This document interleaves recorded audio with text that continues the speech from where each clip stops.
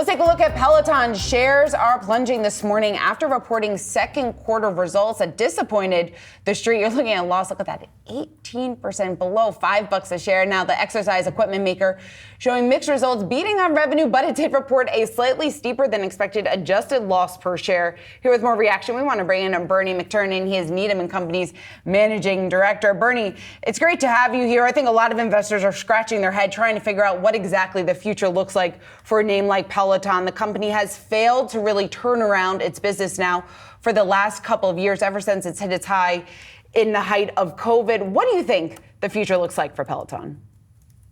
Yeah, well, it's challenging right now. And so in the holiday important period for Peloton, adjusted EBITDA coming in lighter than expected. So that's both for the December quarter and then the guidance for the March quarter. And really, the difficulty is that they spend it's LTV to CAC. They spend, this past quarter they spent $200 million on marketing, but net ads for their connected fitness subscriptions were only at 40,000. So it's really that equation is just not working. And so Barry on the call mentioned that they could make some significant structural changes to their marketing budget to drive operating leverage, which would certainly help. But right now, it's a company that still has, probably just under $3 billion of enterprise value at this point. And so getting back to EBITDA positive next year is really important, but to generate the hundreds of millions of dollars to support that valuation is important. Stock's down 72% over the past year, down another 16% here today. Bernie, you still got a hold on it. What would you need to hear to ultimately pivot that rating and say, hey, this is a sell at this point? Yeah, look, the problem is it's a great product, just not a great stock at this point. I think most of the bad news is already factored in to me.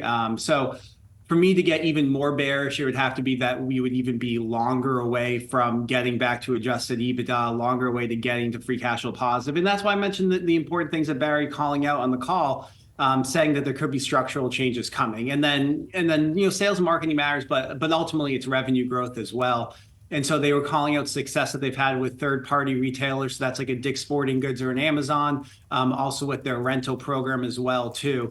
So it's really balancing, revenue growth versus profitability. And then I think ultimately, like, what's difficult for the company right now, too, is balancing the short term versus the long term. And so getting back to revenue growth, if they're able to do it in this challenging market for connected fitness, would obviously be the most bullish thing for the company. But if you're managing costs more on a near-term basis, I'd be focusing more on things like cost cutting and price increases to really maximize those 3 million connected fitness members that you have. But again, that's probably not the best for the long-term opportunity.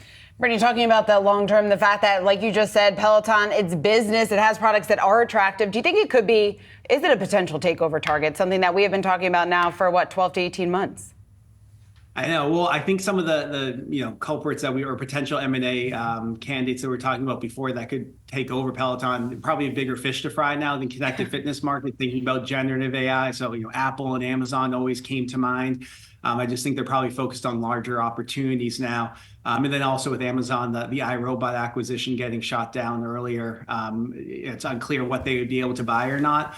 And then, so that's why I mentioned, short-term versus long-term. That short-term perspective is almost like a private equity angle. And so I think that's what you would have to be looking at in terms of, takeout candidates. I think that would probably make the most sense at this point. What is the best pivot that connected fitness companies can and need to make right now? I mean, Peloton, even in this quarter, they were talking about just making sure that people could rent them at first and then transition them into sales.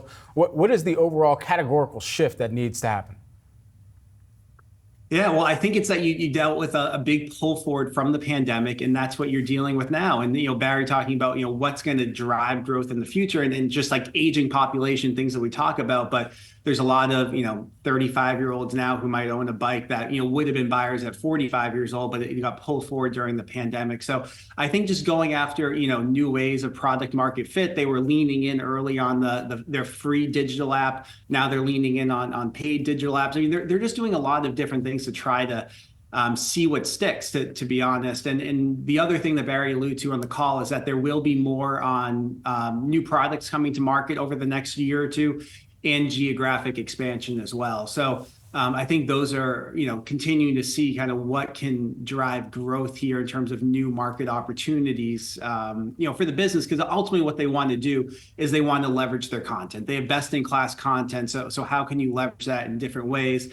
The TikTok partnership, they were scant on details in terms of what they expect that benefit to be, but that's another example of leveraging content to hopefully engage their audience more on other platforms. Yeah, sounds like it's not going to be in University of Michigan colors anymore, though, Bernie, based on what was in the release here. Bernie, appreciate the breakdown. Bernie McTernan breaking down all things ticker symbol PTON. Peloton down 18% right now.